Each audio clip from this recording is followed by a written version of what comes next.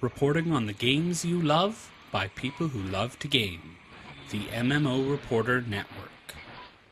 You're logging into your favorite game, grinding out some gear. A couple of points added to your stats, and you have a virtual beer. Max level is pretty cool, but I'll remind you here, my friend. These games are not about the goal, it's about the journey and not the end. You're listening to MMO Reporter on the MMO Reporter Network, brought to you by Doghouse Systems. Choose your weapons with Doghouse Systems. Audible, find your next great read at audibletrial.com/MMO Reporter, and by GoDaddy. Put your website to work while you play.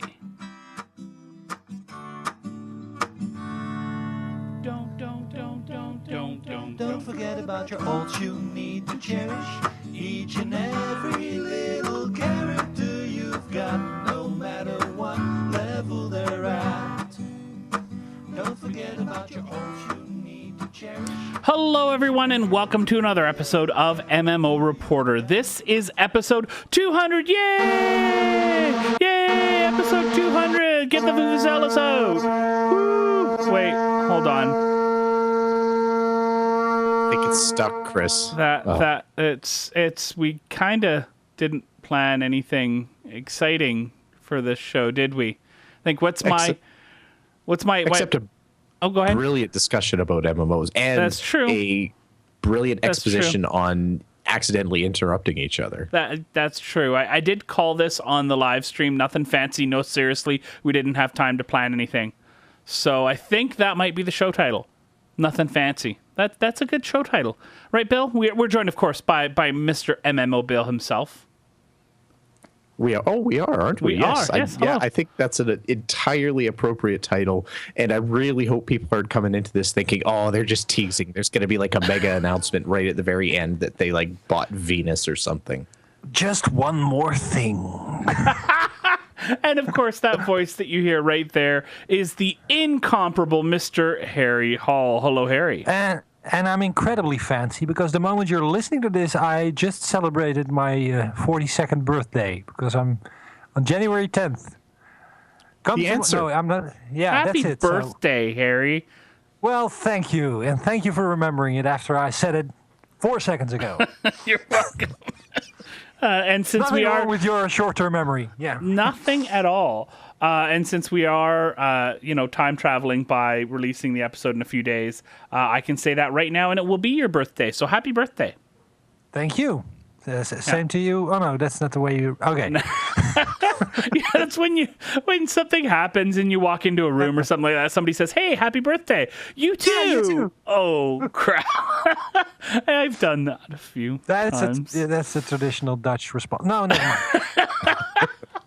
So what you're saying is that at heart, I truly am Dutch.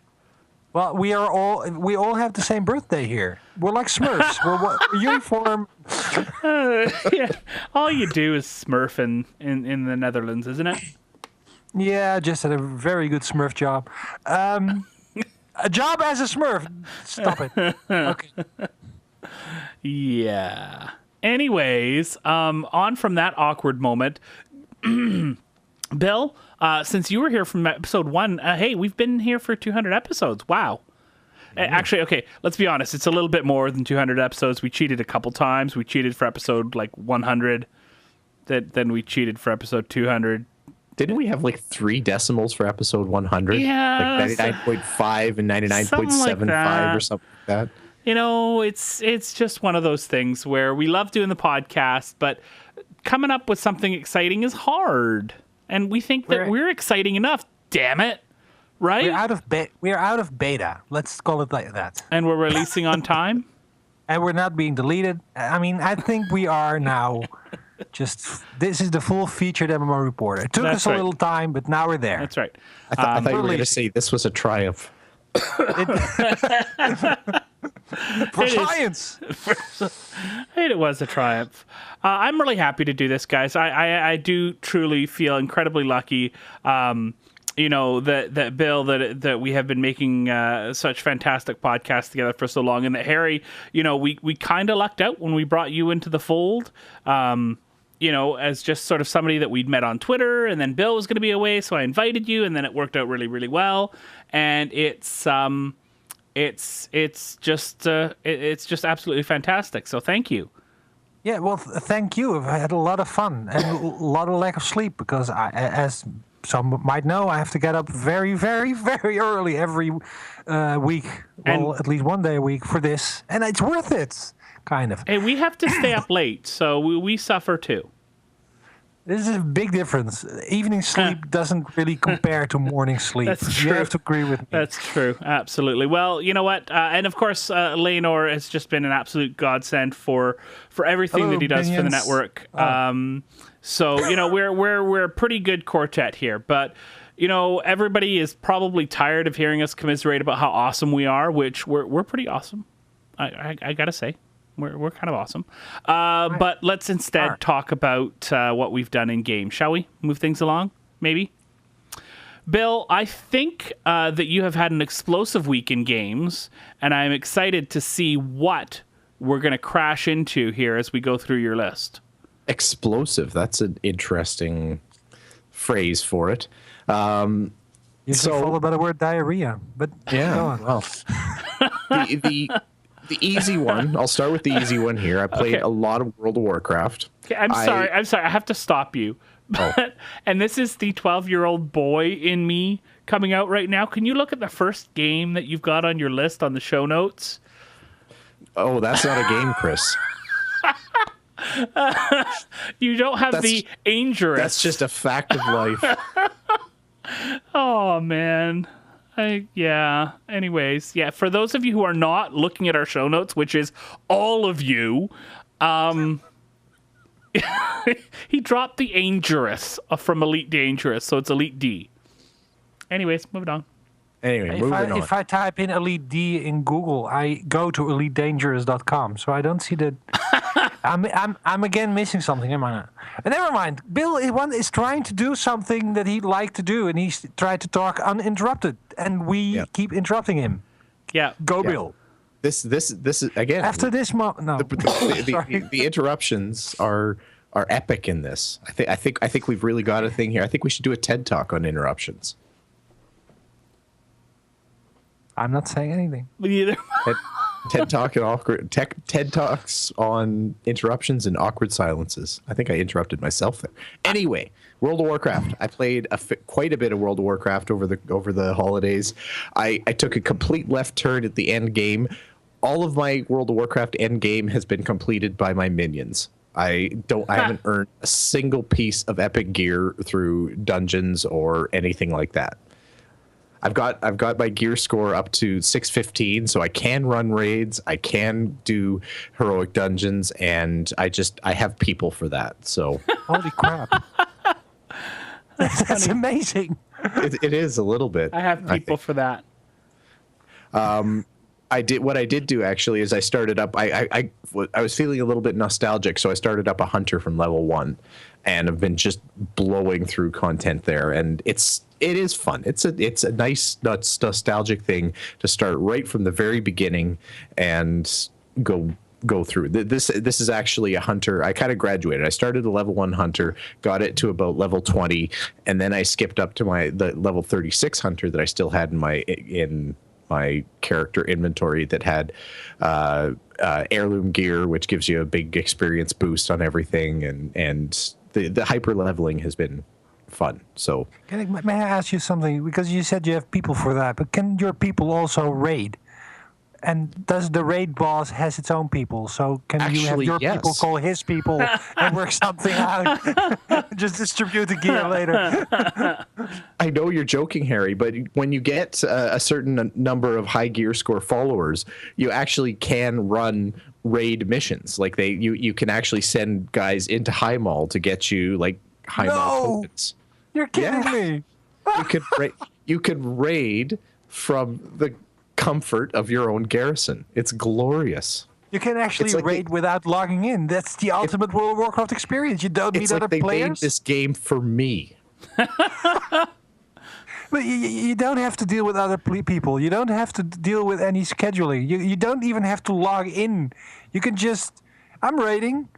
while playing Elite Dangerous. That's my type of MMO. You know what? Seriously, though, I mean, I can see in several thousand years, WoW's still going to be around. WoW's never going away.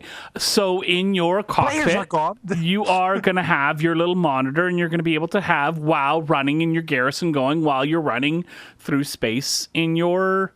you want a Cobra, didn't you? No. What ship was it that you wanted? That doesn't matter.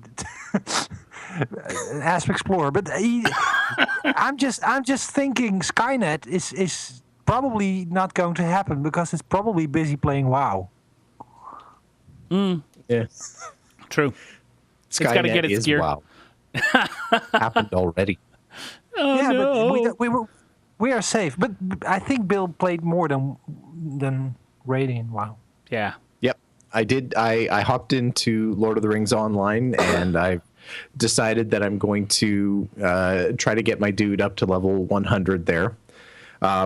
Where I'd left off, I actually left off back at the Helm's Deep epic story, where you have to run through all 5 of those big battles. Ooh. And Go ahead. I wanted to come in, and I thought, this isn't going to be so bad. I'm going to give big battles a fresh palette. They've had a year to get tinkered and improved, and the system will be better. I was furious. Like, it wasn't even that I didn't enjoy it. I was absolutely angry by the end of the big battle because it was random. They don't give you a lot of good direction about what's happening until after you've already the little side missions you have to complete.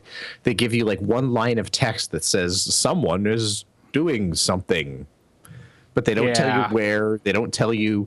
There's no indication of what your response should be other than to kind of run around and hope that you find some orcs somewhere, or a flashy thing to click on. Like, there's no direction, and I could see how it would be a lot of fun once you have the big battle all figured out and you get the timing down and you make sure you set up your commander to fend off the orcs on one front while you complete a side mission over on another area and kind of leave things on autopilot. Like, I could see where the fun could be, but it's just done so maddeningly.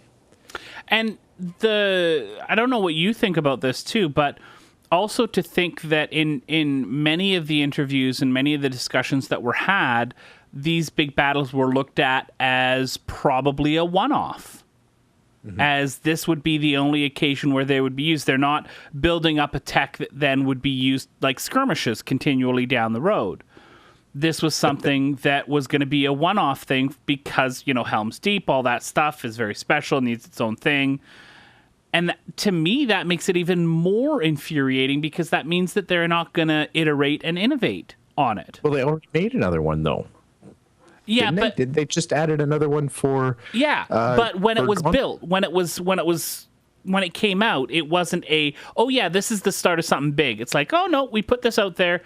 You know what? If people love them, we could do something. I guess was kind of the impression that I got from my discussions with Turbine.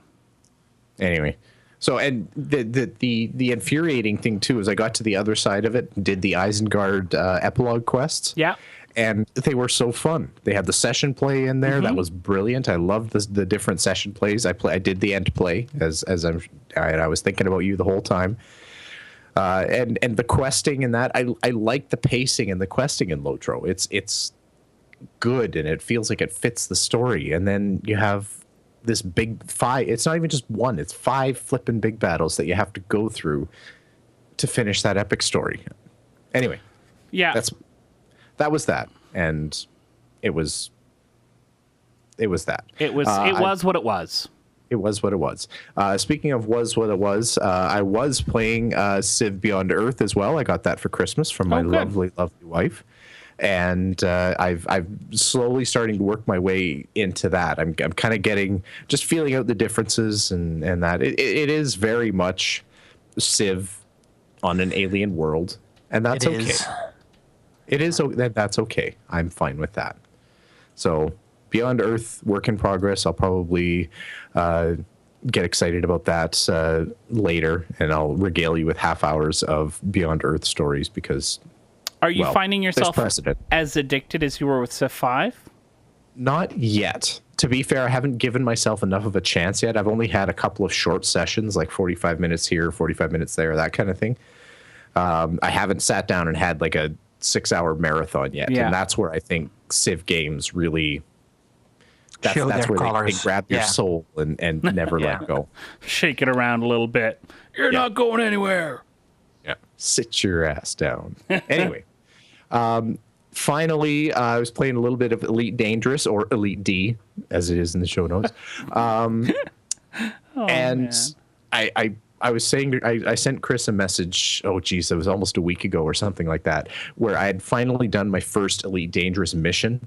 I think the first 3 weeks after the game was out was all training missions and key bindings and figuring out how to play the game. Like, this is a very, very difficult game for me. And it could be because I'm just not elite, or I'm not elite. No pun. Okay, pun a little bit intended.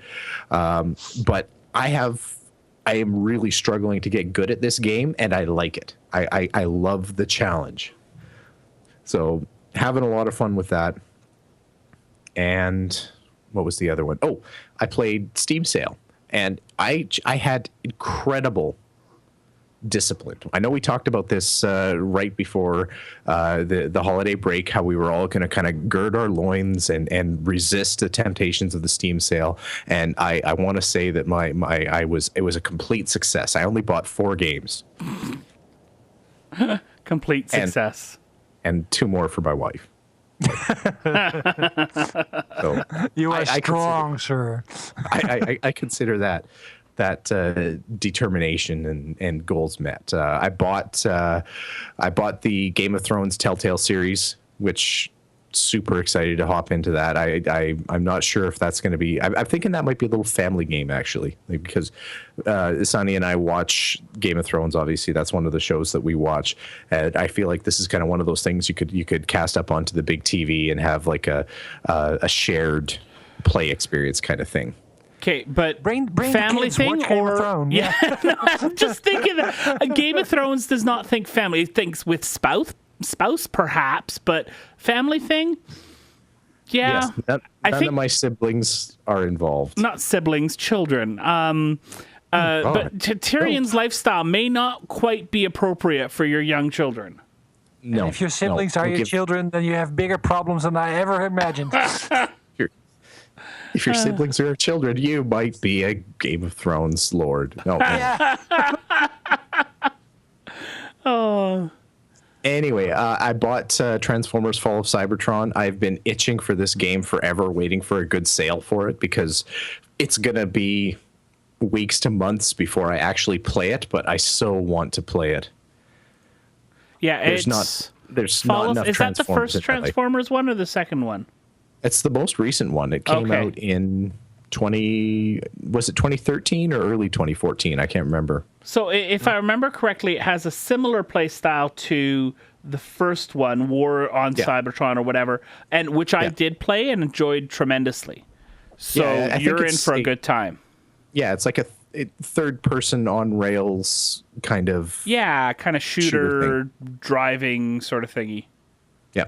Yeah. And I bought Kingdoms of Amalur because it was on like a 75% off sale, and I thought, I might not even play it. It's just one that I feel like I have to have in my collection because it's fun. We've talked about it so much. It is fun. It is good. It's worth investing about 5 to 10 hours into it, and even though the game is much larger, I feel then you've got the gist of it. Okay. Yeah. Noted. And finally, I bought Shadowrun Dragonfall again because it was on like 80% off, and it's Shadowrun. So there you go. That was my last week and holiday break overall. How about yourself, Harry? Well, before he gets into everything, how did you do with the Steam sale, Harry? Did you have any experiences with that? It's a trap. No, we talked about this a few weeks ago that we're going to try to, have discussions like that. You have this glee in your voice, like I want to get him talking about his Steam sale.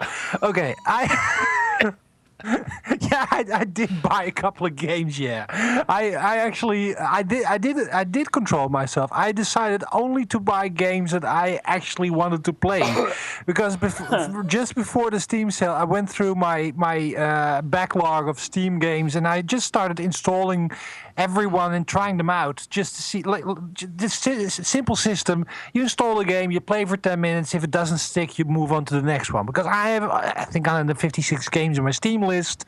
How am I going to get through them? That's the way. I found out that I have a crap taste of Steam games. I have so many terrible games that I bought in Humble Bundles and in Steam. I thought, like, this is ridiculous.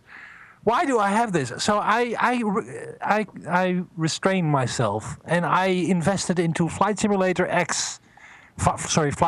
10 Steam Edition, which came out on the first day of Steam sale at an incredible 80% discount. For just $5, I could fly around with my new flight stick. So that's fun. I bought Space Engineers, which is Minecraft in space. And also, actually, completely incomprehensible. Because I have no idea what I'm doing. I watched the tutorials, and this guy's just like flipping blocks and making a ship and flying around. And I'm like, when I create a block, it starts turning without any reason. I don't know what's happening. It's just like rotating.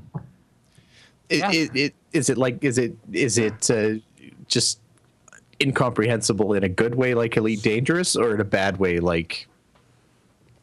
I feel like I should have an example there. Is it bad good, or is it bad bad? I don't know. Or incomprehensible, like Epic Battles in Lotro. There you go. That's what I was going for. Oh, good. No, I didn't play too much of it yet because I had other things on my list. But I installed it. I'm going into that. It sounds like my type of game. I like Kerbal. I like Elite. I like Minecraft, and Space Engineer should be right up my alley. I got Splinter Cell Blacklist for $5, which is also a very interesting game because I never really liked Splinter Cell games, I thought. So it was on sale, so I had to have it. Actually, a friend of mine pointed it out to me. He said, it has really good co-op. So if you buy it, I'll buy it. And so we basically held each other hostage, which is apt for a Splinter Cell game.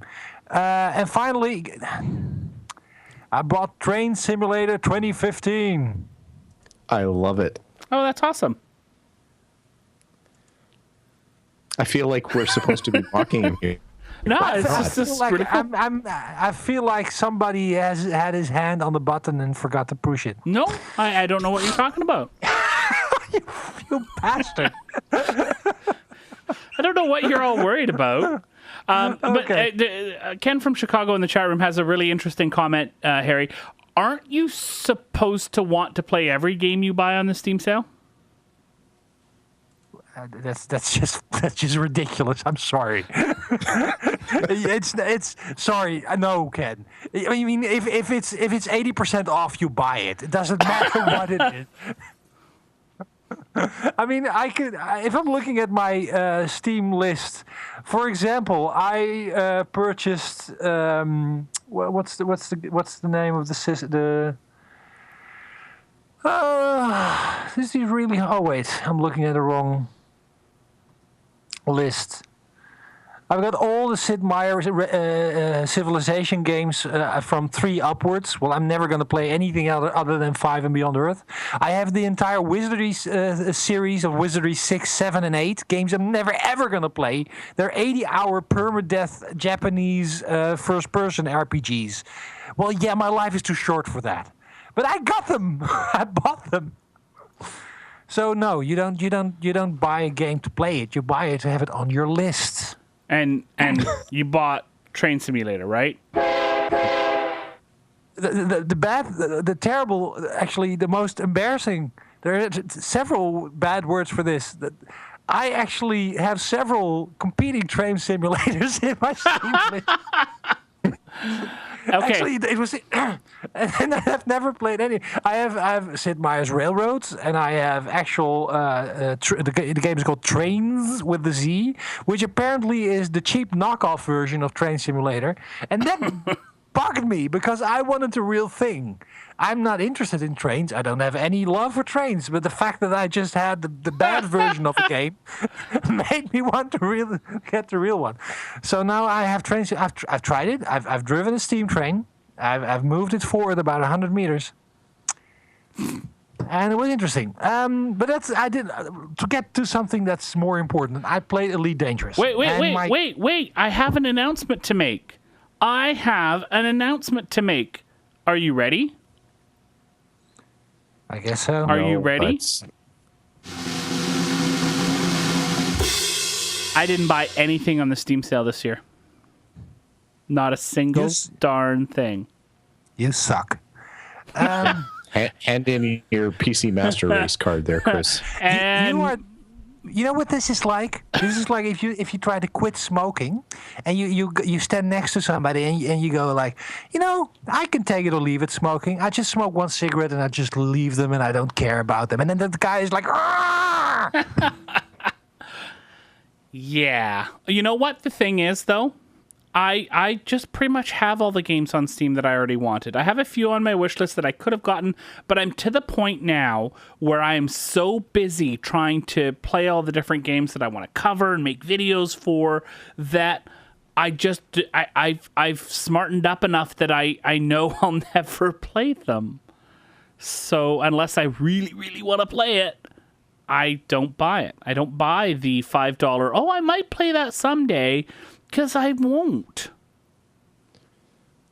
Well, see the one that blew my mind, and the reason why I'm completely supportive of Harry's train simulator collection is, especially over the holidays, my kids have got into Bridge Constructor, which is exactly what it sounds like. I have that too.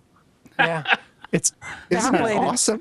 No, I don't know. I don't care. I just have it. It's terrible. It's terrible because the premise is just you build bridges. There's no spoilers here or anything like that. It's just building bridges, but it's so addictive and so fun. And I love that my kids love it because that means I get to play. It's called Bridge Project, or is there a competing one? Because then I have to have it.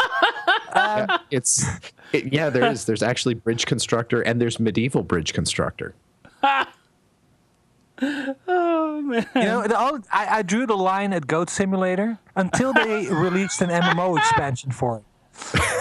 Now I want it. Oh man! Okay, but let's get back to important things. Elite Dangerous, Dragon Age multiplayer. Oh wait, sorry. I did play that. My goal for the holidays was to reach Earth and see Earth in Elite Dangerous. Turns out that wasn't that difficult. It wasn't that impressive, and basically just something to check off the list. So I'm not that proud of myself. You just jump a couple of light years, you see Earth, you say hi, you try to see your house from there, and you move on. Didn't see my house, by the way. But I'm playing Elite Dangerous like it's a religion. It's a fantastic experience. This is a very odd. Never mind. I've written a review about the game, and I've had some mixed responses to that, which is normal. It's the internet. But some people say it's boring. You just fly in space and nothing happens. Well, that's basically. It's not a flashy, quick, adrenaline fix type of game. It is much more of a. It's not even a sequel to Elite. It's almost a remake of the very first one. It's such a system-based game. It's very. It's very much a single-player experience. We'll get to that later in the show, but it's very much a space sim where you are interacting with a generated universe and not so much with other players, and I love that. Okay, but how are you approaching the game? Are you doing a bounty hunting? Like, how are you making your money? Bounty hunting, exploring, trading? Most of my money I made so far was in exploring.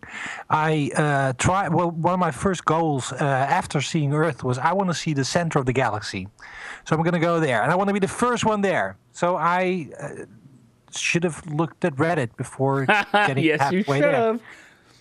So I jumped about, I think, 200 or 300 light years towards the center of the galaxy and went into unknown space, scanning systems and checking out all the different kind of planetary models and stuff like that, which was interesting in a meditative way. It's very relaxing, just at the end of the day, to just jump in a couple of systems, explore them, and then after a while fly back to known space and sell your data. And I made some serious cash with that so far. Yeah. Now I'm switching to some mission running because I want to get my reputation up for a certain system. I'm in a gateway system in Alliance space, and I'd like to get some reputation to get some of the better missions. And after I've got the hang of that, I'm planning to do some bounty hunting, which is much more of an adventure system, because you actually have to track your target and you have to use all the systems like silent running and scanning and making sure you have your target and possibly dropping them out of hyperspace via an interdiction maneuver. So that's where the real Boba Fett type gameplay is actually there. I'm constantly thinking of that scene from Empire Strikes Back where the Falcon releases from the back of the Star Destroyer and floats into space, and then then Boba Fett also appears, and that's basically the bounty hunter system. You're tracking, like you're stalking your prey, and that's an interesting thing. But I've tried to do a couple of those high priority targets, and I kept dying. So I need it's to get tough. Yeah, and then you find yourself in a situation that your canopy is cracked and your atmosphere is leaking out. And if you have your basic survival life support system, you only have 5 minutes to get back to a station. You can upgrade that, by the way, to up to 20 minutes, which makes life a lot more easy.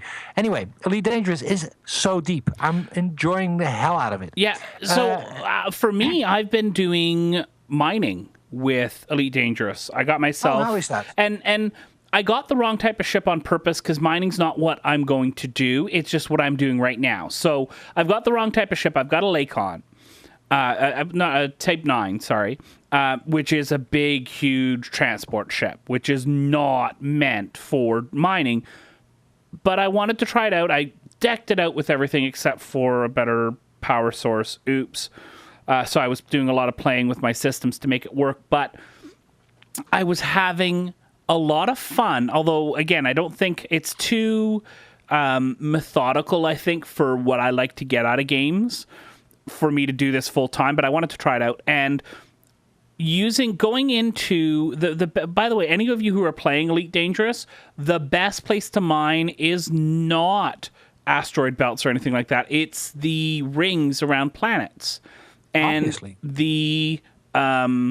the like grayish rings are the metallic rings, which have the highest. You want metals, not minerals, because they get you more money. So I went in and I went into the ring of the planet. I had the planet in the background, tons and tons of rocks to choose from, and I was going through and just shooting at each one, getting one thing to pop, seeing what the concentration of the metals was, and not getting a good one. So I'd go from rock to rock to rock until I found a rock that had high enough percentages of what I wanted to get, the high value metals, and then I'd mine it for a while. I have to say, picking up every single chunk with my cargo scoop is a pain in the ass. Absolute pain in the ass. That's what you have to do. You have to shoot it. It floats in space. You have to pick it up with your cargo scoop. Yeah, that's just the way it was in the old days. Yeah, it's annoying, time-consuming, and I don't enjoy it, which is one of the reasons I'm not going to continue. But just going around, using all my thrusters to fly around, some throttle, some thrusters to get that nice curve around the rock to get to the next one that I wanted to get to, was an absolutely astounding experience. And one of the things that I didn't mention with all of this is I'm currently playing it on a new monitor that I'm going to be reviewing, which is actually a 4K 40-inch TV. And I'm playing Elite Dangerous with that. Well, I'm playing it on a Oculus Rift. Oh my god! Well, and that's a amazing experience that I've seen too. I actually have seen a couple of good streams where people are grabbing, because you can see both of the eyes on your computer screen. Well, people are grabbing one eye's worth of video, putting that on their stream, and then getting a camera so you can see them, totally not realizing how goofy, in the best way possible, they're looking as they look around with the Oculus Rift, right? Best thing possible. I love those streams. But anyways, that was my Elite Dangerous. I almost got that. That was my yeah. No, I'm expecting a little tax rebate, and I was like, oh, this is so going into my Rift fund. Yeah. I think in the end I'm gonna wait for a consumer release. Yeah, me too. Definitely. Over the holidays, I was reading there's rumors and hints that we're going to have a consumer release by the end of 2015. So like holiday season 2015. Yeah. I'm basically, but I'd like to just do little things, and then we can get on to the actual news part of the show, at least your part of the show, because you haven't told us what you played in game. I've seen some procedurally generated events in Elite Dangerous that just kind of blew my mind. For example, I ran into a space funeral. Oh, really? Which was very odd. You have these little unidentified signal sources where you can pick up on your scanner, and if you drop out of frameshift drive there are events there. For example, you have pirates, or you can find some cargo that was dropped. And all of a sudden, I saw this ship that was actually mentioned as a funeral ship, which was a big transporter that was flanked by other mourning or grieving other types of ships, like basically flying information, like the missing man formation, something like that. Which is just these little touches that make the universe seem even bigger than it actually is. Wow. So I have to... Sorry, go ahead. No, you go.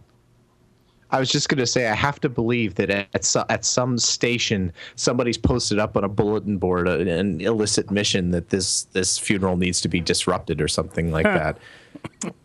Because can you imagine a more troll mission than that? No, not in good taste. I don't think I would take that mission. And finally, and this is what I spend most of my time in, is Splinter Cell Conviction. Because I got blacklists on the Steam sale and discovered that it was basically the direct sequel to a game I already owned and never played. And it's from Ubisoft's golden year, which is 2010. And I've played Assassin's Creed 2, and that's from 2010 as well. They made some fantastic games back then. So I popped in Splinter Cell Conviction in the Xbox 360, and it is such a fantastic 24 game. I don't know if it's a good Splinter Cell game, but it's one hell of a 24 game. That's awesome. Yeah. So I think you can get into the Dragon Age Inquisition experience, because I was there, but it's your turn now. Well, I've been doing a little bit more than just what we did together. I have been playing the bleep out of Dragon Age Inquisition. I got a PS4 for Christmas, and wow, Dragon Age Inquisition is amazing on a controller. I have to say that's a big, big plus for me. And I guess I could have been playing it on a controller on PC, but I don't know. I'm just having so much more fun on the console. And it could be the honeymoon glow of a new console, but the multiplayer, wow, it just is grabbing me now. Like, I am so into it. I just tonight, finally, right before the podcast, I was streaming some multiplayer, and I unlocked the class that I wanted to get, the Arcane Warrior, which is like a mage that gets a sword that smacks things. Right. Yeah. Which is kind of awesome. So I've been playing the crap out of that, and it's really, really tons of fun. I did do a first report on it if people want to take a look at that, find out a little bit more about it, so I don't need to talk too much about it. Been playing some Destiny on the PS4. I had it on the Xbox 360, but I know that Destiny's going to be around for a while. I know I'm going to want to play it for a while. And the PS4 is set up in sort of by my computer in my gaming space. That monitor that I was talking about, I share that for the computer and the PS4, so it's just a better space for it here. So I've got Destiny for that as well. Holy cow, either I learned a lot playing it the first time through and I'm better at shooters, or it's just the Warlock is the master race of Destiny, which I'm kind of leaning towards. I really think it depends on your inclination, because first played a Warlock, then I re-rolled as a Titan, I think. Yeah. And I found the Titan to be way overpowered, which really? it isn't. It's No, just, I did it's Titan kind first. of like this. Yeah. I did the exact opposite. So, yeah, it's so I'm having fun with that. I did a little bit of Assassin's Creed Unity, which you mocked me for when we were streaming on Saturday. Thanks, by the way. It's fun. I play every Assassin's Creed just because they're fun. I like stabbing things. It's a good series, and I have high hopes for the next one. It's just, well, no, it is a well documented, disappointing game, and I'm not even talking about the technical issues. I've read many reviews that say that the actual gameplay is just not even up to the standards of Black Flag. And yeah, Black Flag was a killer game. Yeah. Yeah. I have to get back to that, but continue. Yeah. World of Warcraft, just working through my garrison stuff, some minimal missions. I've been doing Lotro. I have my Bjorning up to level 16, I think almost 17. Still haven't died. Going for Undying. Fingers crossed. Let's try. These are the critical levels, right? When I start to go out to the Lone Lands, where everything is going to kill me and I can't die. But Bjorning, holy cow, that's an overpowered class. You know what might kill you is the lag. Holy cow, that's what I noticed since picking up Lotro is that there's so many instances where you can't do anything. You'll hit an attack button and like 3 or 4 seconds later something will happen. I haven't had that issue. I used to expect that with Sonny and I were playing it the other night and it was awful. It was if the big battle wasn't infuriating enough, that was driving us just up the wall. But I have had the issue where combat sounds aren't coming through. I get combat sounds for about the first 5 minutes of gameplay, and then after that, nope, sorry, no combat sounds for you. But it's a relatively young game, Lotro. I mean, you can expect some issues. Yeah, they're probably working through the growing pains still. Right. Yeah. Yeah. And last but not least, DC Universe Online. I jumped back into that on PS4. I'm going to do a series for First Report on console MMOs. Since I've got the PS4, it's a good time. I'm really into it right now. It's fun. It's really, really fun. I forgot how much I enjoyed that game. It's just very simple, good fighting mechanics, not too deep, but sort of the distilled essence of MMO. I just keep creating crap-looking superheroes, and that basically turns me off. And then I look at my own horrible fashion disaster, purple going with red and green, and hairdos that I don't think anybody should be allowed to watch under the age of 18. So it's terrible. I don't know. I the game itself is okay, but I just can't stand watching my own created characters. I made a character inspired by the Steel Superman. You remember the death of Superman? And yeah, still mourning that every day. Yeah, I like that series. I have all the comics in that series. I like the including old Superman. 2 copies of the death of Superman issue. For me, there's only Golden Age and Silver Age Superman, and that's when Clark Kent was still a reporter. That's my Superman. All the other stuff, I don't know. It's too dark and gritty. Superman is supposed to... Yeah. I like that story arc. It was a good story arc, and I liked right after that. But I'm much more of a Marvel guy. That was one of my few forays into DC. Anyways, DCO, fun. Like, I'm swinging a giant hammer around and flying around. Good with the controller.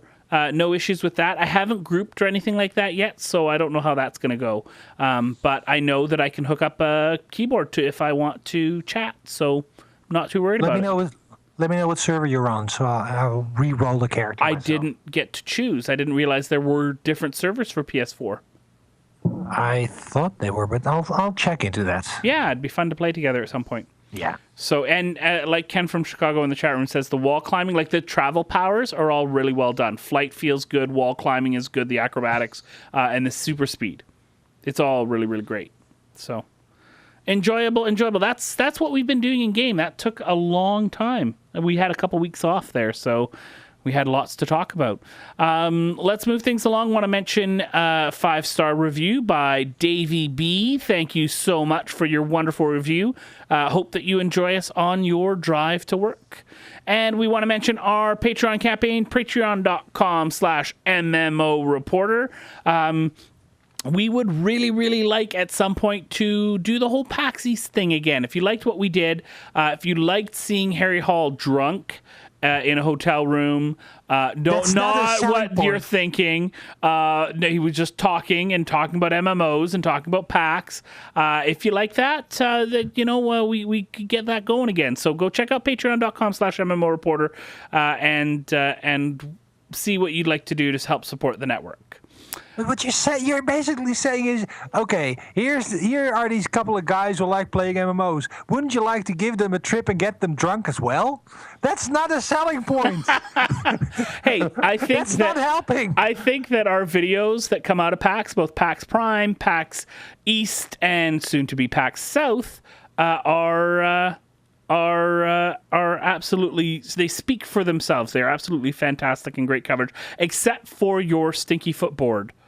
Are you actually going review? I ignore that. You are. By the way, I was in an electronics store here in town, and guess what I saw? A stinky footboard. They actually sell those at the Future Shop here. It's like Best Buy. It's not my fault. You just asked me to talk to the guy. I did. I mean, I didn't do it. But are we going to Australia now, Chris? Do you want to? Would you like to? Well, Harry. Okay, everybody. Harry's offered to pay for MMO Reporter to go to Australia. Are you in, Bill? Yeah, I'm there. I'm packing my bag right before now. Harry can say anything, let's move along to the news.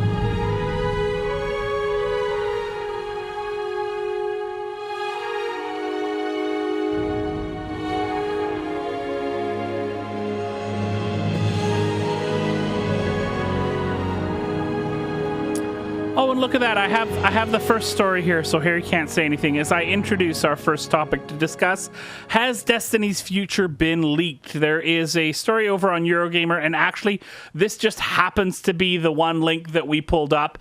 This has been absolutely everywhere. There is a leak of a picture from an event that happened for Destiny, and it shows the next few expansions. It has The Dark Below, and then it also shows House of Wolves, but then it goes a little bit further, and it shows a few more things, and you kind of gotta do a little bit of pixel hunting here, but some good quality work has shown that House of Wolves should contain 3 new story missions, 1 new strike, 1 new raid, and 4 new player versus player maps, and set in locations in the Cosmodrome, the Moon, Venus, and the Reef. Now, some spoilers ahead. If you don't want to hear this, I'd skip ahead just a little bit. There is also going to be a new expansion for the game called Comet, which is described as a major downloadable content expansion pack type software release. Right. Just pick a buzzword. Vague description of something. So this looks to include 12 story missions, 4 strikes, 1 new raid, 6 player versus player maps, and 1 new location. And under the list of locations is Moon, Venus, Mars, and Hive Ship. Could this new Hive Ship be the new location? This has been going around for a little bit, a couple weeks, and Dark Below is pretty much what's in this picture. So, I mean, could this be Destiny's future? Could you see them, Harry, releasing a semi-standalone disc expansion if they've got enough content on it? Or I mean, that seems I don't think they need enough content, and I don't think that is their criterion. I think their criterion is, what the hell can we get away with now? Yeah, because they are not really very consumer oriented in the last couple of releases. We've had this little ditty that they released The Dark Below, and then made it impossible for the hardcore players to continue their weekly strike, because the next strike was only available if you bought the expansion, which are all kinds of little niggles that make the game just a little bit less friendly to the actual fans who are still playing the game. So I wouldn't put past them to. I would find one extra area in an expansion kind of light, and I think that's just what they're going to do, just a bare minimum. Bill, I know that you were incredibly impressed with their presentation at PAX and the amount of depth and detail that they gave out in that presentation. Let me just interrupt you right there, Chris, because the theme of the show, it is very late at night, and you don't actually want me to fall asleep in the middle of the podcast, do you? Yeah, that was a little bit of sarcasm there. What do you think, Bill? You were there at that presentation. You kind of got an idea. I think, to me, that presentation felt a lot like what Bungie has been doing with Destiny so far, which is, hey, look at us, look at us, look at us, sitting around BS and doing nothing.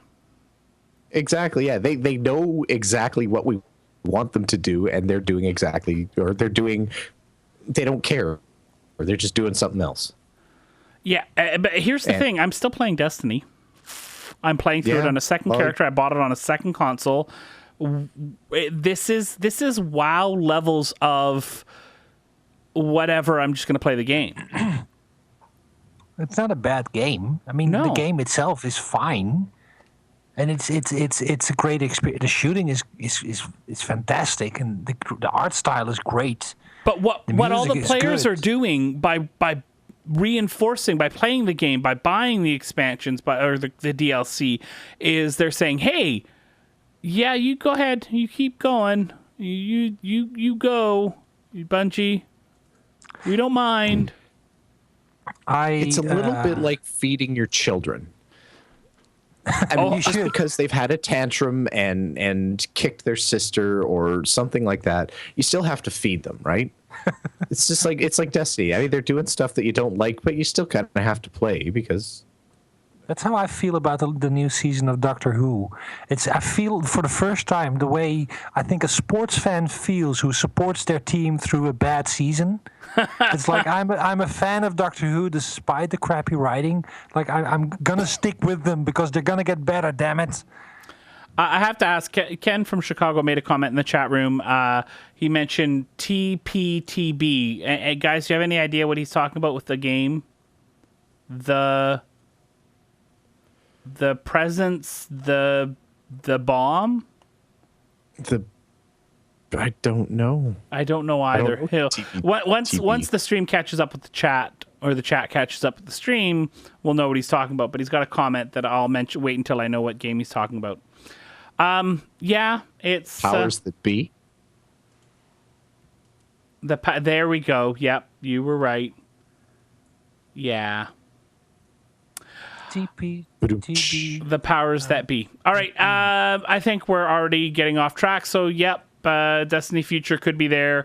Check out the link in the show notes if you want to see this picture that we're talking about.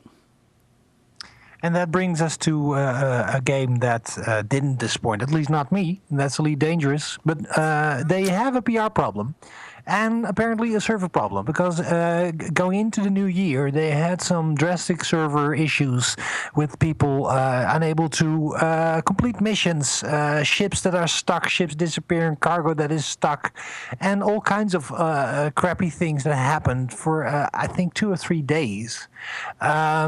Which is odd because the game actually had no issues at launch. I hear a lot of beeping. What's happening? Yeah, that's me trying to do something that's not working. Go ahead. Okay.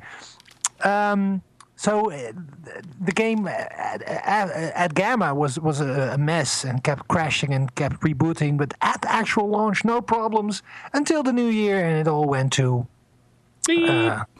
Yes. So Frontier has apologized and are getting into it, and they're resolving tickets for people. And this is where it gets interesting. So first, keep in mind, there are people who had a terrible experience because the game didn't live up to they couldn't log in, they couldn't play. So they solved a lot of problems for people, and they were doing the credit refunds and made mistakes in that. And mention on their forums that some people accidentally got 5 billion credits where they shouldn't have gotten them. So now you have people. First, you have a large group of people annoyed with the server issues, and then you have an even larger group of people who are annoyed that they didn't get the 5 billion credits. Well, that's why I'm annoyed. 5 billion. I mean, that you cannot possibly spend 5 billion credits in Elite Dangerous at this moment. I would try. I was gonna say challenge accepted. I know, right? Space beer and space hookers forever, man. Gimme. So it's but they are solving issues, and I must say I didn't play on 1st and 2nd of January because I was engaged elsewhere, on the couch trying to regain my consciousness after New Year. I wasn't drunk, damn it. No, so just happy. Very. So after when I got back into the game, I think it was yesterday or the day before, I had no problem whatsoever. So I think the issues are sorted again. The second ironic thing about this is that this entire game is supposed to be they scrapped the offline portion, the solo play. I hear music. Yeah, Am I drunk now? You don't hear it? Here, let me try it. Start it again. I wanna be a billionaire so fucking bad. Whoops. That was the wrong version, not the clean version. Wasn't me this time. Oh, Anyway, clean tag so gone. Yeah. Anyway, so I was just gonna say they solved it. Let's move on. Yeah. As Layanor and Ken from Chicago are saying, you get an anaconda, you get an anaconda, you get an anaconda. You all get anacondas. Woo! I want an anaconda, but I can't find them. I haven't found a system that sells them yet. I know. And you know what scares me from looking at getting one is the posts I see on Reddit, took down my first anaconda today in an asp or an eagle or something. I'm thinking, crap. Well, All you got to do is get behind them. Well, yeah. Okay. Well, you just have to keep out of PvP then. Yeah, but it's an open world. Somebody could just go up to you and attack you. No. Why not? Well, first, yes, okay, but no. Okay, stop. third, Wait, hold on. No. Yes, but no. So yes, but no. Okay, if you lose a ship, and this is one of the great differences, and this is where I think this game beats EVE Online. If you lose a ship, you don't you are not in the crapper, because you don't have to rebuy the entire ship and its modules for the retail price. You have an insurance, which means that you have to pay 5% of the total value of your ship, including the modules that you installed. And that means that as long as you have enough money to pay for that 5% value, you are golden. You can just rebuy your ship and get back into it. So I don't think it's such a big risk to fly something expensive. It's definitely different than the experiences I had in EVE Online, where I bought a ship that was worth 2 months of subscription time, and it got blown up after 3 days. I mean, then that makes you think long and hard. This isn't that bad. Mm-hmm. Yeah, that's not okay. And still, it would scare me, and I would feel horrible. Bill, what did you think of these perfect worlds that we are describing in... I can't do it, I'm too tired. A little forced, Harry. A little forced. Sorry. I give that one a 3 out of 10. I think that's I don't higher. know. I thought the transition was perfect. Okay, see, now that's a solid 7.5, 8. Good job. Yeah. See, what I really wanted was, if this was a video podcast, I would have had the little glimmer on my teeth as I'm smiling, the cheesiest smile that I have. Ding. Anyway, Perfect Worlds is making a little bit of news now. They are looking to become an individual company. They're right now Perfect Worlds, and this is the way that they've always been running as far as I've understood, or they have been running for several years as they've been collecting MMOs. They have a parent company that they answer to. They are their own publisher, and then they also buy a bunch of development houses. The ones that we're most familiar with are obviously Cryptic, which does Star Trek Online and Champions Online and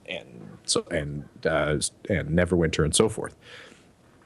They're looking to break free of their parent company and become their own private company, which sounds cool, right? I'm always for game companies that actually want to be game companies and not necessarily profit centers for some other mega conglomerate, because I think ultimately you'll wind up with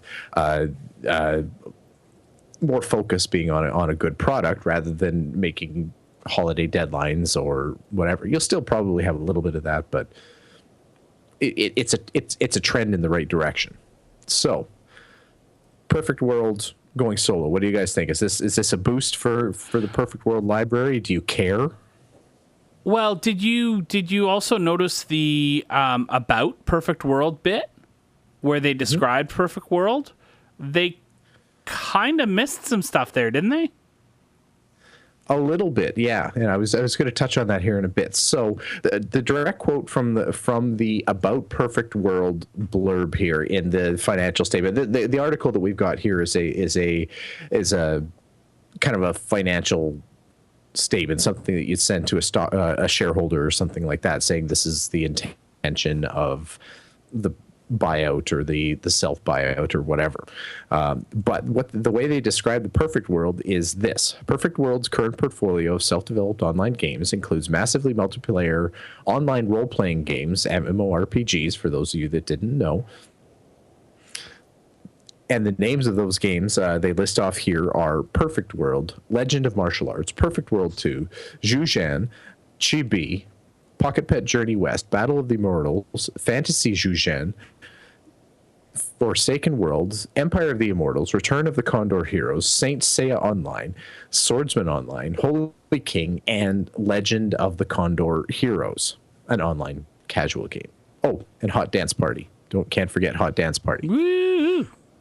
So the unusual thing about this is that what we'd consider probably the headliners for the Perfect World, Neverwinter, Star Trek Online, and Champions Online, not listed at all.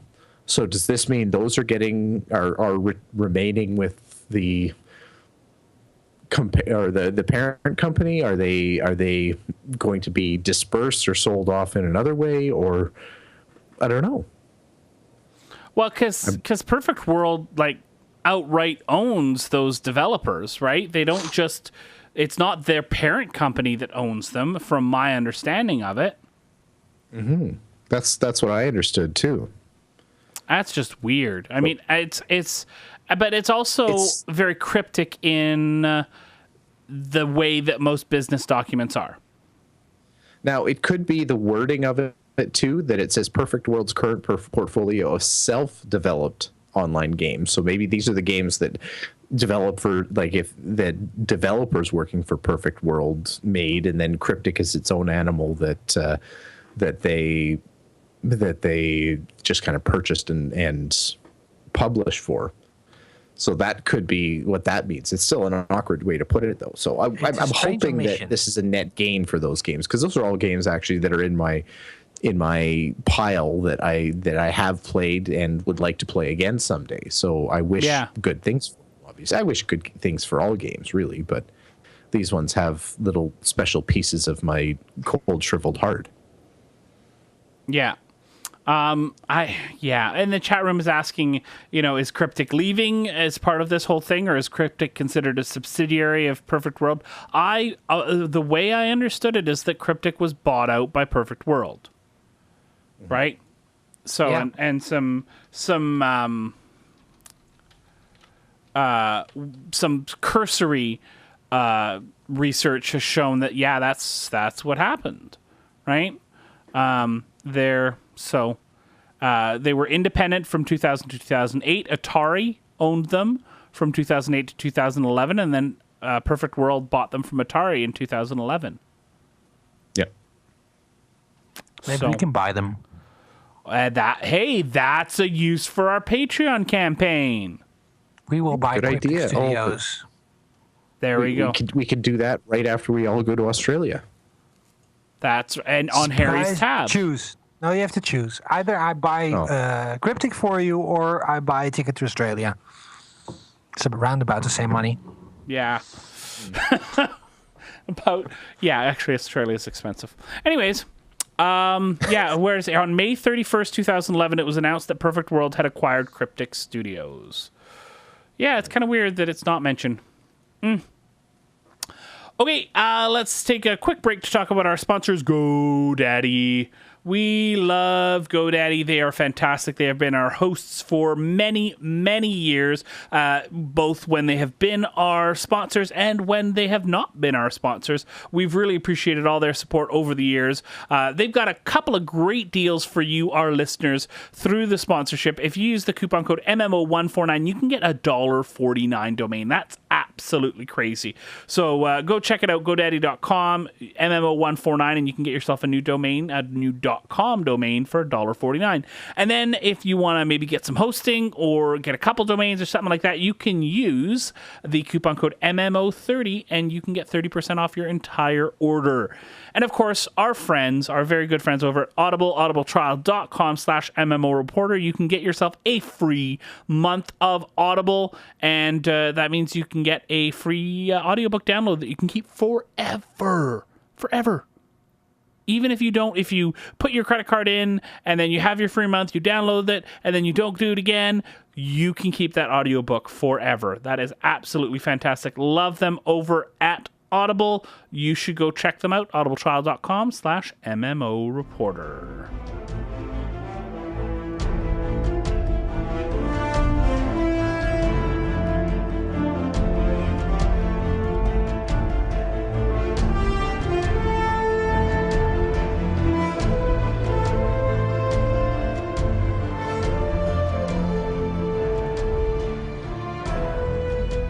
Square Enix released a annual report, a financial report over 2014, and a couple of interesting facts emerged from that.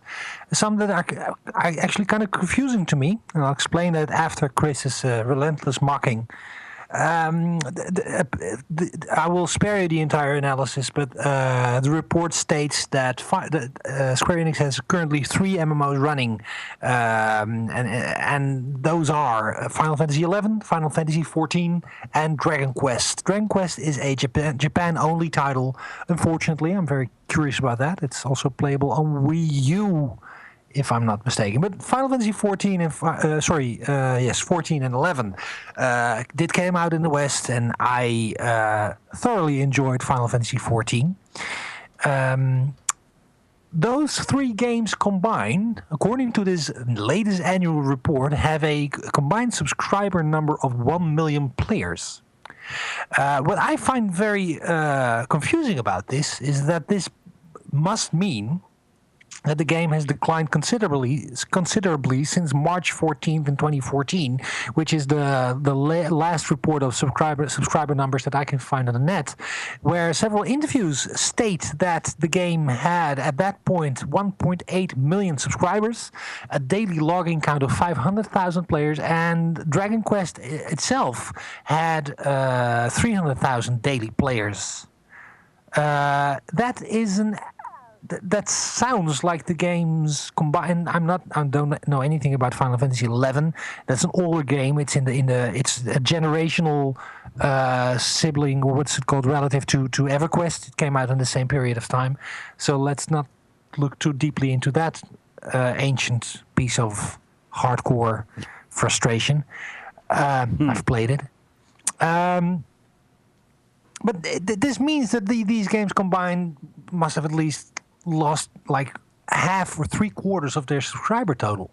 And I'm curious if this is the normal churn in MMOs and that people are basically waiting for the Final Fantasy XIV expansion pack to resub, or that this means that the previous numbers were probably overstated. I have no idea, but I find it a very low number of subscribers for a game that a year ago was MMO Reporter's Game of the Year. Well, it's still, hey, I still stand by my judgment that I had a lot of fun with it and that it was a very great reboot of a completely failed first attempt. So it's just a very low number for 3 games combined. That's my take on it. And I think you just answered the biggest part of that too, is that it was a very rough start that recovered eventually, and that I think is, I mean, first impressions are a huge thing. I mean, when you have 100 MMOs to choose from, if one stinks on release, how likely are you to come back to it? If you didn't get it the first time because you heard it sucked, how likely are you going to be to change your mind, even if MMO Reporter names it the 2013 Game of the Year? But that's not what happened. What happened was the game was released in, I think, 2012 and failed miserably. It was unfinished. It was a buggy mess. The game went completely. They got a new director into it. The game went completely free to play while they were retooling it. And then in 2013, they relaunched the game as Final Fantasy XIV: A Realm Reborn. And that new version of the game, which was basically a complete re-release, actually from the ground up new game, would just share the title and some graphical assets. That game went on to sell tons of copies and got to the point of 2 million subscribers. And that game seems, so I'm not talking about the failed game, but I'm talking about the successful reboot, that seems to have lost a lot of its current subscribers. And I hope that it is just your standard churn. And I hope it's not one of the a sign that the games are in trouble. And I do know for a fact, and I also stated in the report, that the games are profitable. So they are generating a lot of revenue for Square Enix. And I guess that's what it comes down to, isn't it? As long as it makes money, they're happy. Right, exactly. And I know that there's a very passionate fan base for Final Fantasy XIV, still for Final Fantasy XI. So, you find that these games that do last, Final Fantasy XI, Lord of the Rings Online, things like that, they get this really entrenched community where the game is such a big part of their life. So, they're going to keep paying for it. They're going to keep playing it. And I'm really impressed that Final Fantasy XI is still going. Well, it is still a game. The last time I looked into it, it was one of the reasons that Square Enix was able to turn out a profit when they were going through, because they had some bad years, some disappointing sales. They acquired what's it called? The Idols, the people behind Tomb Raider. Mm-hmm. And even though Tomb Raider, their first Tomb Raider under the Square Enix moniker sold about 2 million copies, it was considered a disappointment. They had some financial setbacks, but they kept stating that thanks to the MMO division of the business, they were still very solvent and making a lot of money. So they do seem to be doing something right, even Final Fantasy XI. Yeah. So it doesn't matter. I think I wonder how this will look after the Final Fantasy XIV expansion is launched. I think we're looking at a big upturn then. Well, and Ken from Chicago is wondering if Final Fantasy XIV is sub only. Yes, it is. Yes. If so, players could be waiting for it to return to a free to play or freemium model. No, that's not going to happen. Square Enix is not going to do free to play in this, especially if you look at the statement that they are making money on it, and 1 million people playing their combined games is still, as you stated in the show notes that people obviously can't see, it's not horrible, but it's not extraordinary. It is a solid chunk of cash that they're raking in every month with a lot less effort than turning out another crappy Final Fantasy 13 sequel. Yeah, it's hard to turn down $10 million a month. Even if you want 100, 10 is still pretty good. I will settle for 10. I would settle for 5. I'll settle for 1. I'd do it for 1. But what would you do for 1, Harry? Moving on, Bill. Anything you want. Anything you want. Would you give a panel at PAX South on Guild Wars 2? I would. Yes. Oh, good. Because you are in the same boat as Mike O'Brien, president and co-founder of ArenaNet, and Colin Johansson, Guild Wars 2 director. They are both going to be giving a PAX presentation on Guild Wars 2 Beyond the Point of No Return. Because I guess at some point they were thinking they'd just put Guild Wars 2 back in the bottle or something, I guess. Okay, now, quick question, Bill. Do you remember our first PAX and meeting Mike O'Brien? Yes. As do I. He had lost his voice. They had just announced Guild Wars 2. Well, no, they had just shown the new engine for Guild Wars 2. It was playable there. This was their first big unveiling of what ended up pretty much being Guild Wars 2. Yeah. Lots of changes happened to some mechanics, but the game itself was there. And he spent a long time talking to you, talking to me, like tiny little nothing podcasters from Canada who didn't even have MMO Reporter yet. I think we had one episode, and we were just starting it off with all this stuff. Yeah. And so it was really one of the coolest experiences that I still have yet to have. Like I really, that's a strong memory for me. Yeah. And it looks like they're recreating that a little bit, because since then, I mean, from our PAX visits, they've been kind of like PAX peripheral. They've had parties, they've been kind of doing events that were off site from PAX and everything like that. They're a Washington company, so maybe that's a little bit easier for them than other companies. But yeah, so this is as far as I can recall, this is like the first real presentation that they've had, and it's a main theater presentation, no less, at PAX South. So their speculation is starting to get quite excited about what they're releasing. Now, the wording of the panel is this: join ArenaNet president and co-founder Mike O'Brien and Guild Wars 2 game director Colin Johansson for an exclusive sneak peek at what's next in Guild Wars 2, and be among the first to hear how we're setting up a new framework for how an MMO can grow its universe. The living world was just the beginning. So there's actually a few nuggets in there, I think. Like, bum, bum, bum. I mean, first they're saying that the living world was just the beginning. So obviously the living world is not the be all and end all of their plans.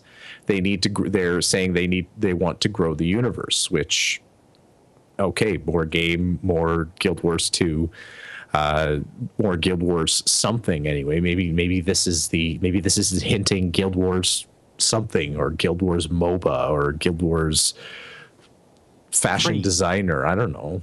But and then they also use, I think they if they could have bolded it, they probably would have bolded a new framework, because which kind of implies to me like Guild Wars 2 has been getting a lot of humming and hawing in the community about when is the new expansion coming out. There must be a new expansion. I mean, Guild Wars 1 by this point in its lifetime had already released all of its expansions. So Guild Wars 2 hasn't done any yet, but anyway, you can get the math about what's actually been released and not released compared to Guild Wars 1 and 2.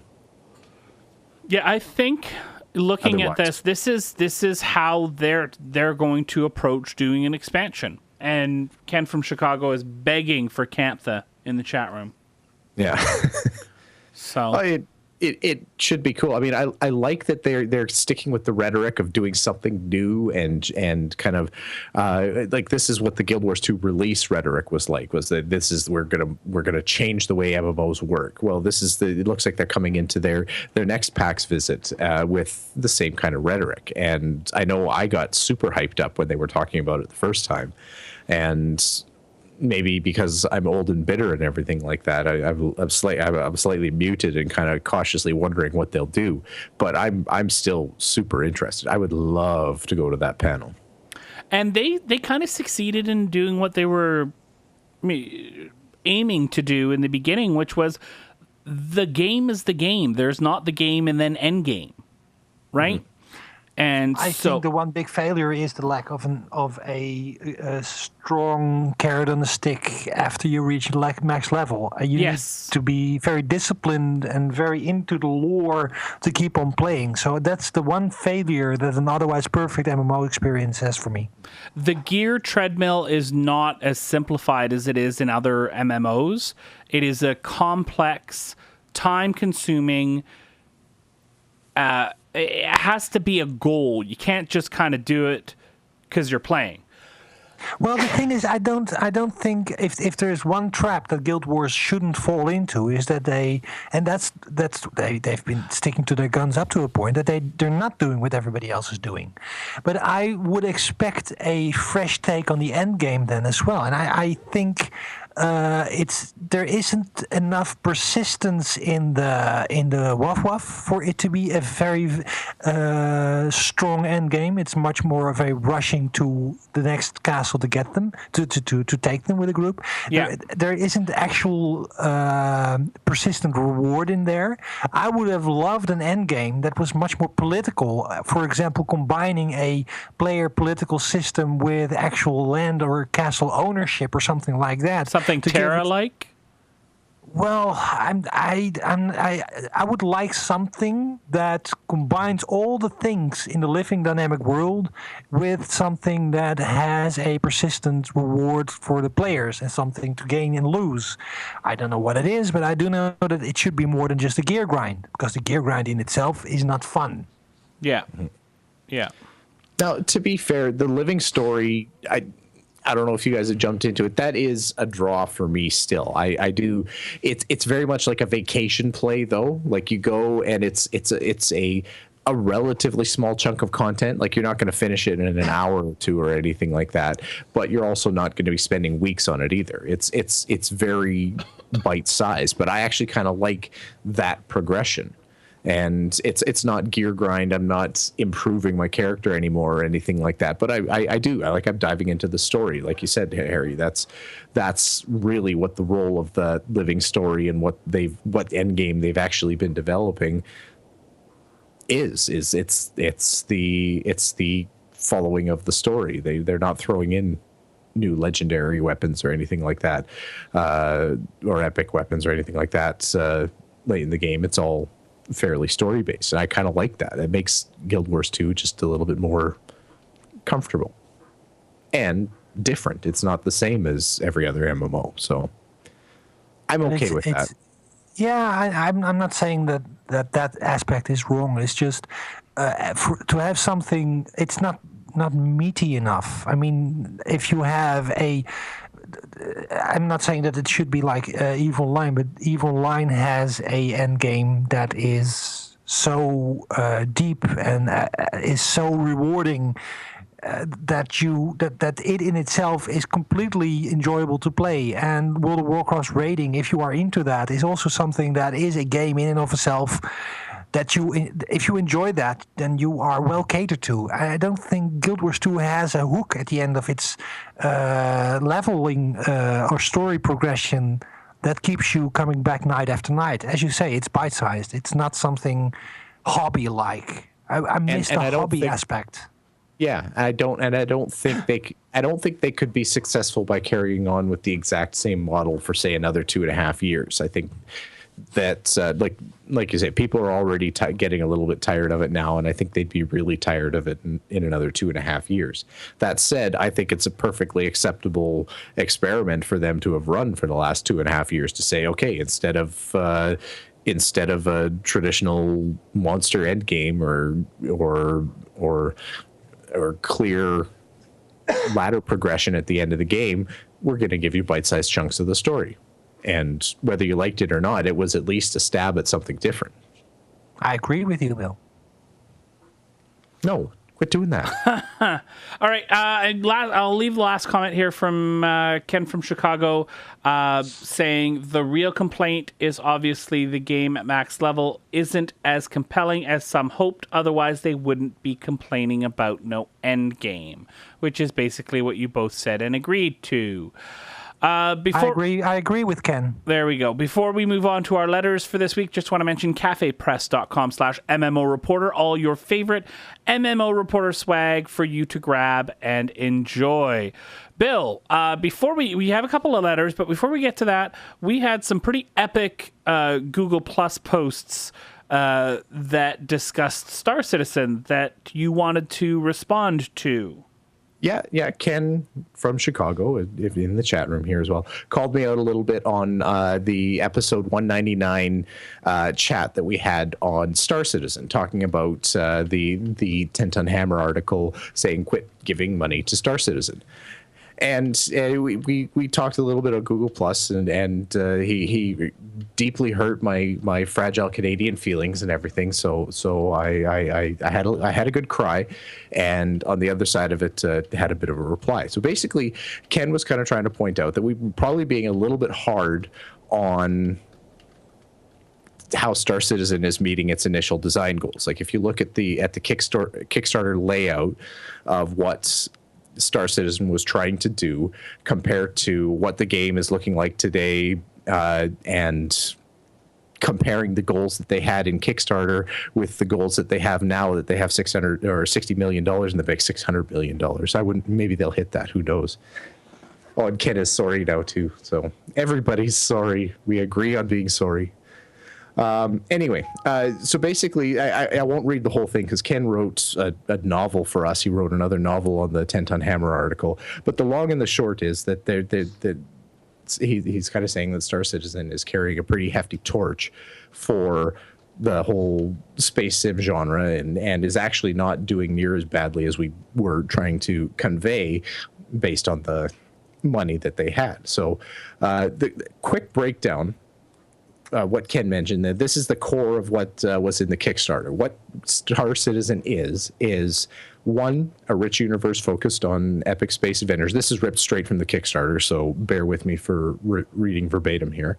A rich universe focused on epic space adventure, trading, and dogfighting in first person. 2, single player, offline or online, drop in, drop out, co-op play. 3, a persistent universe hosted by us. 4, a moddable multiplayer hosted by you. That's you, Harry, in particular. And I kind of think you're dropping the ball here, actually. No subscriptions and no pay to win. So that was the original goal. The Kickstarter was the original Kickstarter goal was 500K. They went to like 2.1 million on Kickstarter itself, and they raised like 6 million through other crowdfunding sources just through that first 30 or 1 month crowdfunding run.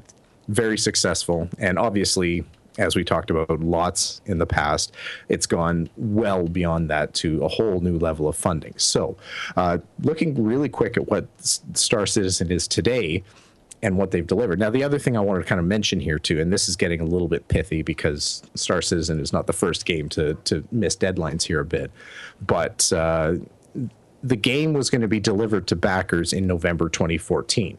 In December 2014, they delivered Arena Commander, essentially, and they just barely snuck the when I first looked it up, they didn't have the multiplayer into Arena Commander, but they did add that into Arena Commander in late December. So basically, the first point there is what's already been delivered in Star Citizen in December 2014.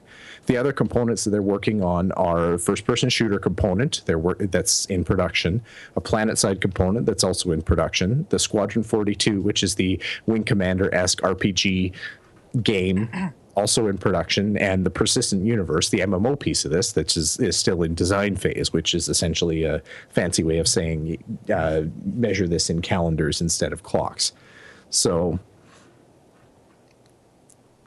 that was kind of the thrust, and that's kind of the status. I'm going somewhere with this. Okay.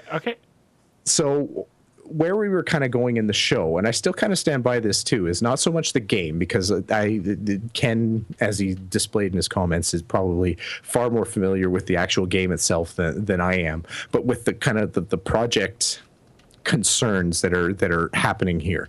There's a little bit of date slippage here, and again, not the first game to ever slip, but slipping dates is always a concern.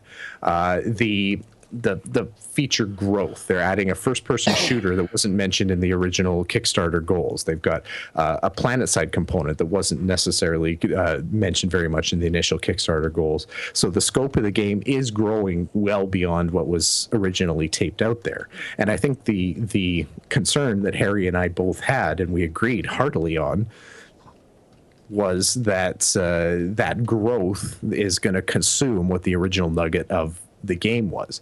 Now, I think everybody on the show wants the game to be fantastic. It's hell yeah. Yeah, absolutely. We've mentioned the thing, like even if even if Star Citizen isn't your main game or the only game that you're going to focus on, rising tide raises all ships. We've said that probably a dozen times on the podcast in the last few months, but it's absolutely true. So everybody wants this, and Star Citizen is carrying a major mantle. If Star Citizen is successful and they become this huge mega success, that is a huge blow to standard publishers. That's going to be a disruption for them. They're going to have to rethink the way they work. It's going to be a huge boost for indie developers making the games that they want to make, and it's a good thing. That said, having watched how games develop over the years, these are some legitimate concerns, and Star Citizen has been carrying a lot of hype for a long time without handing anything super significant back, saying, okay, here's what we've done. So that's the concern. There's still a lot of Star Citizen love, but there's just, we worry. We worry because we love. And Ken says in the chat room, ironically, Star Citizen announced it would stop making new stretch goals of new features, but be more deep in development of existing features from the time MMO Reporter 199 aired. We won. Yep. Well, You're welcome. First Legion, now Star Citizen. This is what we do. Well, me and Chris Roberts, we had a quick chat. You know, he gave me a call and kind of said, you know, Bill, I thought you were a little hard on us, and I said, you know, I was hard, but I think I'm fair here, Chris. Come on, you gotta give something back here. You gotta actually knock out some product here. You know, I think the so best he understood. It was cool. I'm just so happy that Frontier Development took a different path, and just they bolted some solid foundations together, and now they're expanding from that to make it the ambition that everybody wants. But we have something that's fun. It's almost a Minecraft type of development path, where you have this first version that is just basically your building blocks, no pun intended actually, and then you can work from that. And I have a game that I'm already happy with. If 12-year-old me would know that I would be able to play Elite Dangerous as it is now, 12-year-old Harry's mind would have been blown, especially with the promise of the Oculus Rift support for that. So now, this is I'm just saying that I'm happy that they took this route, because it's 2015 and I can play Elite Dangerous. Damn it! Yes. Yeah. Now, the game changer here is if in 2015 Star Citizen comes out with, if Squadron 42 takes off, pun slightly intended, and the planet side and FPS components all happen in 2015, I think this conversation turns a little bit on its head, because all of a sudden that's a huge amount of content that they actually push out in 2015, and I think that invalidates a little bit of the concerns that we've had now. I think they're perfectly valid now, but if they have a big run like that in 2015 and they knock out those in production components, all of a sudden Star Citizen is a much bigger and much more finished and awesome product. Agreed. All right, we got to move things along. We are getting very long here, guys. Harry, you've got a letter here. I do. Oh, wow. For me? Oh, it's very short. Yeah. Okay. Don't worry, and there's not too big of words, Harry. You should be fine. Oh, thank you so much for the confidence. Okay, this is a letter from Jonathan, and he writes, I was listening to episode 199, and the police sirens played both times, and I literally looked around while I was driving. My car sound system is so good, it sounded real, darn you. And he's going on to advertise some Bose-type sound system that's sold on Amazon. He works for... Doing no such thing. Oh, I'm sorry. No.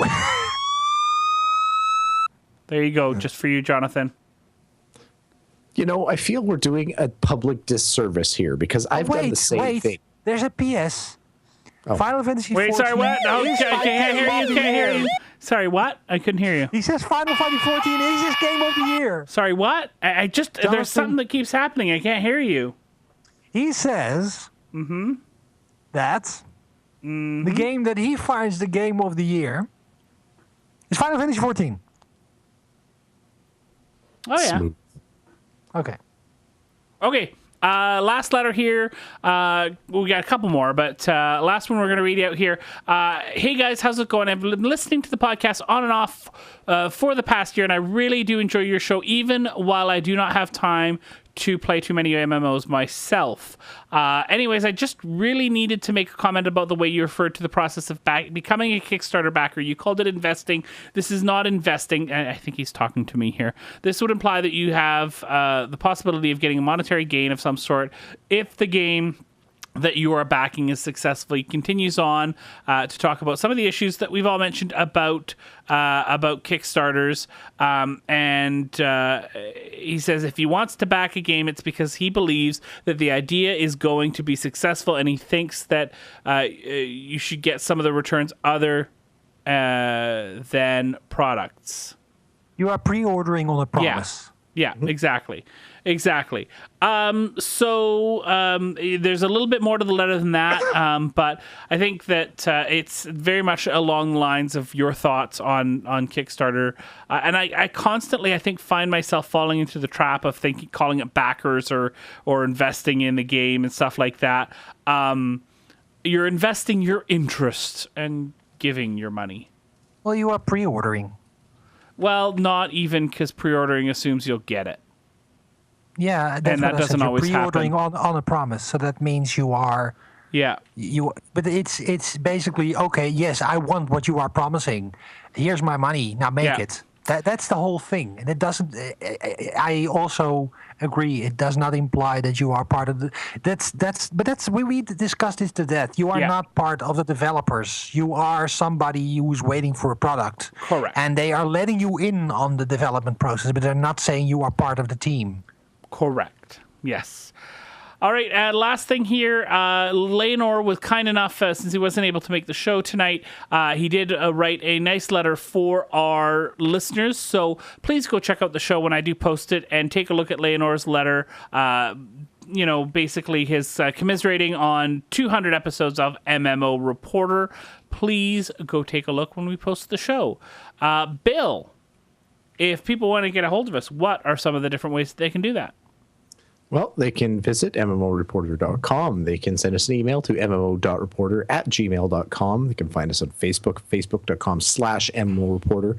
Tweet at any of the MMO reporters, either at MMO_reporter for Chris, at Harry Hall for Harry Hall, at Layanor for Layanor, or at MMO Bill for yours truly. You can give us a call at 616-666-6778 or click the widget on the right side of MMOreporter.com.